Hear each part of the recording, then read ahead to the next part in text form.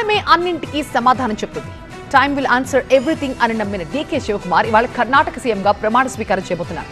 దేవుడు వరమివ్వడు, శాపము ఇవ్వడు, అవకాశం మాత్రమే ఇస్తాడని, ఆ అవకాశాన్ని ఎలా ఉపయోగించుకోవాలనేది మన చేతుల్లో ఉంటుందని చెప్తూ వచ్చిన డీకే బయోగ్రఫీ దాదాపుగా అందరికీ తెలుసు.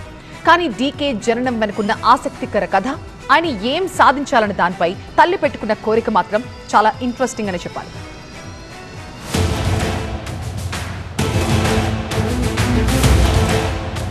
డీకే శివకుమార్ పేరు కర్ణాటక సీఎంగా చరిత్రకెక్కింది.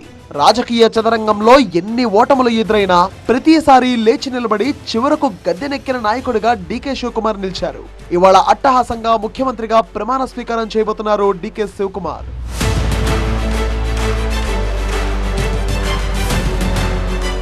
డీకే శివకుమార్ రాజకీయ జీవితం తెరిచిన పుస్తకమే కావచ్చు, కానీ ఆయన జననం, పేరుకు సంబంధించిన భావోద్వేగ కథ మాత్రం చాలా మందికి తెలియదు.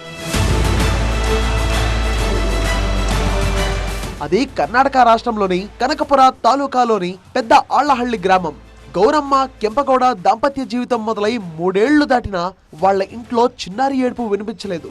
తల్లి కావాలన్న బలమైన కోరికతో ఉన్న గౌరమ్మ ఊరిలోని కొండపై ఉన్న శివాల్దప్ప స్వామిని మొక్కని మొక్కులేదు. నాకో బిడ్డను ప్రసాదించు స్వామి అని కన్నీటి ప్రార్థన చేయని రోజు లేదు. ఆ మొక్కుబడి ఫలితమే నేడు కోట్లాది మందికి అభిమాన నాయకుడై డీకే శివకుమార్ పుట్టుక.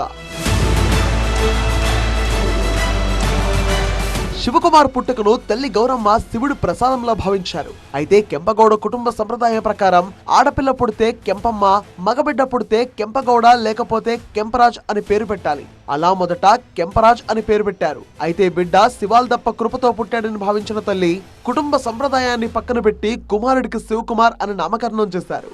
ఇప్పుడు ఆ నామస్మరణతోనే కర్ణాటక రాష్ట్రం మారుమోగుతోంది.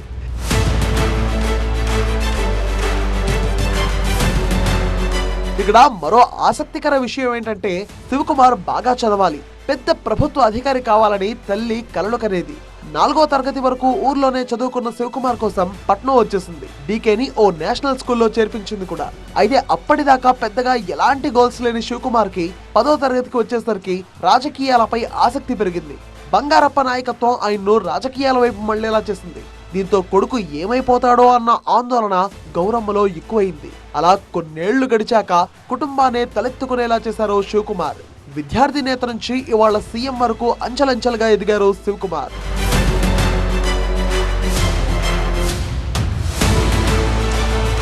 శివకుమార్ కుటుంబం ఆర్థికంగా బలంగానే ఉన్నప్పటికీ తండ్రి సైకిల్ మీద తిరుగుతూ వ్యవసాయం, వ్యాపారాలు చేస్తుండేవారు.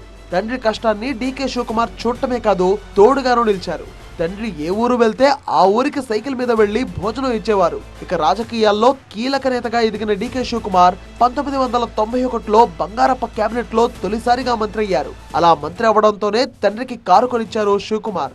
తండ్రికి పూర్తిగా విశ్రాంతినిచ్చి కుటుంబ బాధ్యతలను ఆయన తీసుకున్నారు.